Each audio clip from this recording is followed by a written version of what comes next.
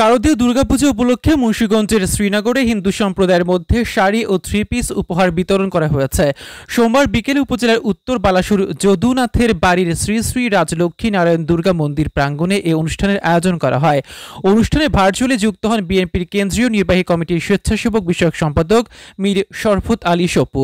শ্রীনগর উপজেলা মহিলা দলের সভাপতি আলভিনা রফিকের সভাপতিত্বে উপস্থিত ছিলেন মুন্সিগঞ্জ জেলা বিএনপির আহ্বায়ক কমিটির সদস্য আওলাদ হোসেন উজ্জ্বল, মুন্সিগঞ্জ জেলা বিএনপির আহ্বায়ক কমিটির সদস্য জসিম মোল্লা, পূজা উদযাপন পরিষদ কমিটির সহ সভাপতি বলরাম বাহাদুর, মুন্সিগঞ্জ জেলা যুবদলের যুগ্ম আহ্বায়ক প্রিন্স নাদিম, শ্রীনগর উপজেলা যুবদলের যুগ্ম আহ্বায়ক মাসুদ রানা, মুন্সিগঞ্জ জেলা নারী ও শিশু অধিকার ফোরামের সাংগঠনিক সম্পাদক মাহমুদ হাসান ফাহাদ, শ্রীনগর উপজেলা মহিলা দলের সদস্য সচিব কামরুন নাহার চৌধুরী অনুসহ আরো অনেকে।